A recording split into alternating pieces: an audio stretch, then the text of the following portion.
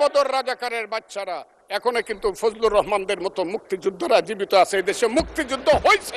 মাননীয় সদস্যবৃন্দ বসুন বসুন বসুন প্লিজ। হ্যাঁ,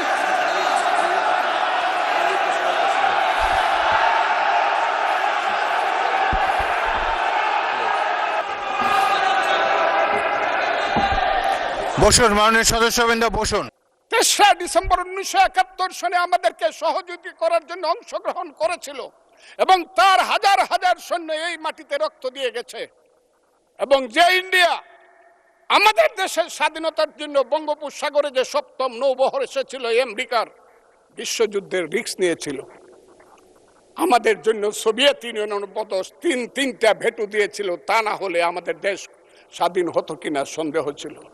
সেই মুক্তিযুদ্ধের সঙ্গে যখন 1 মাসের গণ আন্দোলনকে তুলনা করা হয়, তখন মুক্তিযুদ্ধকে ছোট করা হয়। আমি মনে মনে ভাবি হয়তোবা আমি মরে গেলেই ভালো হতো। আমি আজকে আপনাদের কাছে প্রশ্ন রাখতে চাই, 5ই আগস্টের পরে কি হলো? আমাকে একটু 5ই আগস্টের পরে কি হলো আপনারা জানেন। এইখানে ইউনূস সরকার ছিল, আমি শিল্পকলার সামনে থাকি। একটা গান হইতে পারে নাই, একটা নাটক হইতে পারে নাই, একটা লালনের গীতি হইতে পারে নাই, একটা বাউল গান হইতে পারে নাই। সব কিছু কালো শক্তি ধ্বংস করে দিয়েছিল। তারা বলেছিল কোন মুক্তিযুদ্ধ হয় নাই। 47-এর যুদ্ধ হয়েছে, আর 24-এর যুদ্ধ হয়েছে, আর 71-এ গন্ডগোল হয়েছে। সেই দিন মুক্তিযোদ্ধা হিসাবে আমি বলেছিলাম, আমি বলতে পারবো কিনা কথাটা আপনি, এই আলবদর রাজাকারের বাচ্চারা এখনো কিন্তু ফজলুর রহমানদের মতো মুক্তিযোদ্ধারা জীবিত আছে। এই দেশে মুক্তিযুদ্ধ হয়েছে, মুক্তিযুদ্ধ সত্য, 30 লক্ষ লোক জীবন দিয়েছে, এটাও সত্য। এই যুদ্ধের মধ্য দিয়েই আমরা সেদিন তাদের সঙ্গে যুদ্ধ করেছি। আমার বাড়ির সামনে মব হয়েছে আমাকে হত্যা করার জন্য। সেদিন আমি আজকের পুলিশকে ধন্যবাদ দিল, আজকের মিলিটারিকে ধন্যবাদ দিব। 10 মিনিটের মধ্যে আমার বাড়ির সামনে তারা গিয়ে উপস্থিত হয়েছে আমাকে বাঁচানোর জন্য। অনেক চক্রান্তের মধ্য দিয়ে ইলেকশন হয়েছে। সেই ইলেকশনে তারা কি করেছে, আজকে যারা আমার ডান দিকে বসে আছে তারা কি করেছে? একদিন তো আমরা ভাই ছিলাম নাকি? তারা যা করেছে সেটা কল্পনা করার মতো না। যত চক্রান্ত করেছে, সেই চক্রান্তের ভিতর দিয়ে যখন তারা প্রচার করতে শুরু করলো তারা বাংলায় 2/3 মেজরিটি পেয়ে তারা পাস করবে, আমি হতভাগা ফজলুর রহমান বলেছিলাম জামাত জোট যদি মেজরিটি পায় তাহলে আমি বিষ খাবো। এই কথাটা আমি বলেছিলাম, আমি বিষ খাবো। হ্যাঁ, কথাটা সত্য, আমি বলে যাচ্ছি। এবং তারা কোনোদিন যুদ্ধে জয়লাভ করতে পারে না, রাজনৈতিক যুদ্ধে, কারণ তাদের পূর্বপুরুষ বাংলাদেশ চায় নাই। বাংলাদেশ যদি থাকে, এই বাংলায় শুধু বেলিচা মিলিয়ার জুই ফুল ফুটে না, এদেশে রক্ত গোলাপ রক্ত জবাও ফুটে। এদেশের জঙ্গলে শুধু কোকিল ডাকে না, এদেশের জঙ্গলে রয়্যাল বেঙ্গল টাইগারও থাকে। যতদিন রয়্যাল বেঙ্গল টাইগার থাকবে, মুক্তিযোদ্ধা জিতবে, রাজাকার কোনোদিন এদেশে জয় লাভ করতে পারবে না। আমি চ্যালেঞ্জ করে বলে গেলাম।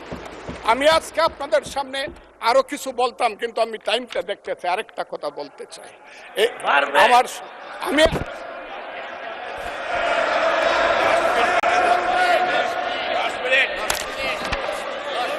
আমাকে 5 মিনিট সময় দেন, আমি শেষ করে ফেলবো।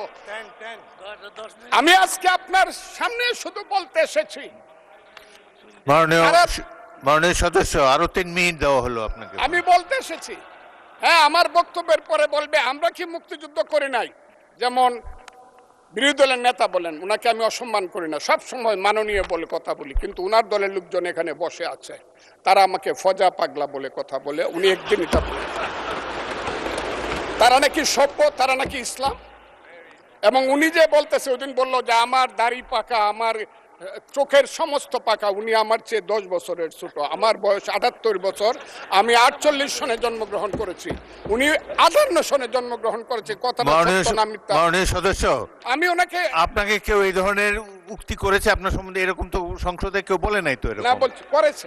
আপনি কেন নিজের টেনে করেছে আছে এখানে উপস্থিত। আমি আজকে আপনাকে বলতে চাই, বলতে থাকেন, আপনি বলতে থাকেন।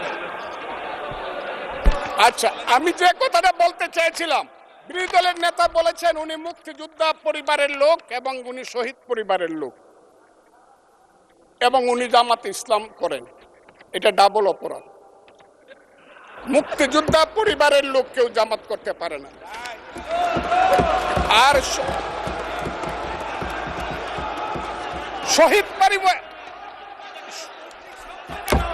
শহীদ পরিবারের লোক, শহীদ পরিবার, মাননীয় সদস্যবৃন্দ ওনাকে বলতে দেন।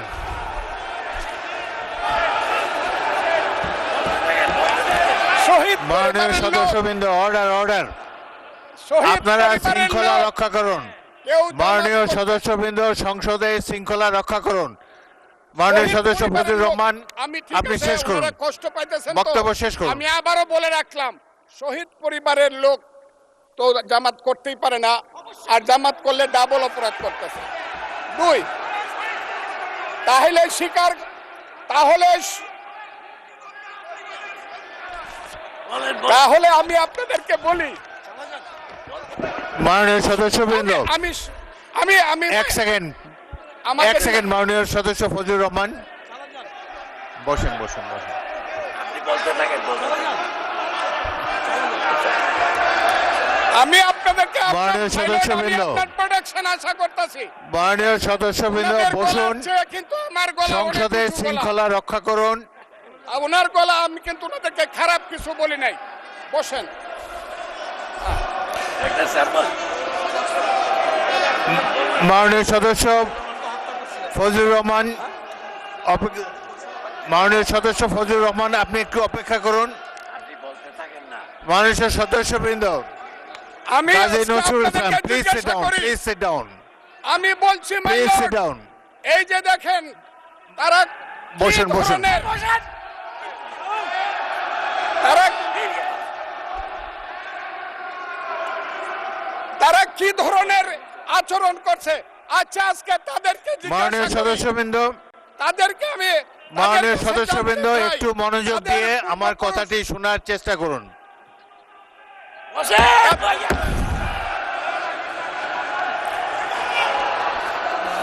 মাননীয় সদস্যবৃন্দ গাজী নজরুল ইসলাম বসুন, আমি আজকে এই বসুন বসুন। এই কথাটা স্পিকারের বলতে কথা বাধ্য শোনার হচ্ছি। চেষ্টা করুন।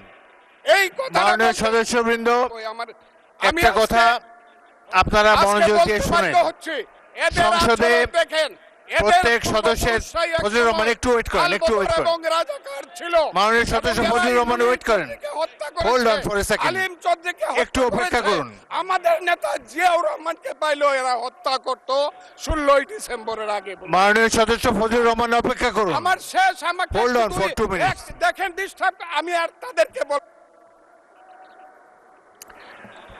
মাননীয় সদস্যবৃন্দ এটি বাংলাদেশের জাতীয় সংসদ, এখানে প্রত্যেকেই নির্বাচিত হয়ে এসেছেন, প্রত্যেকেরই এখানে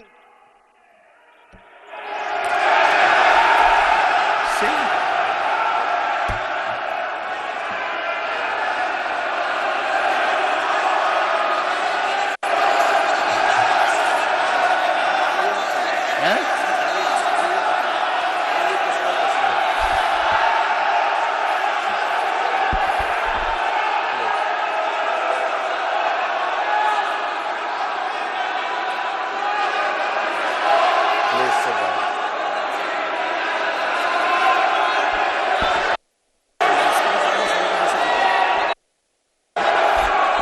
মাননীয় সদস্যবৃন্দ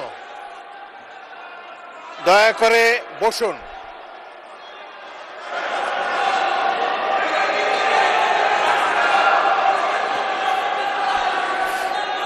মাননীয় সদস্যবৃন্দ বসুন, বসুন বসুন প্লিজ।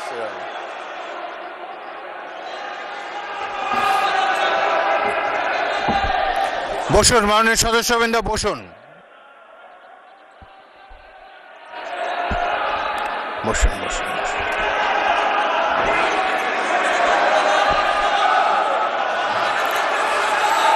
মাননীয় সদস্যবৃন্দ, মাননীয় বিরোধী দলের নেতা, আমি বলি তারপরে আপনি বলেন। মাননীয় সদস্যবৃন্দ, এটি আপনারা সবাই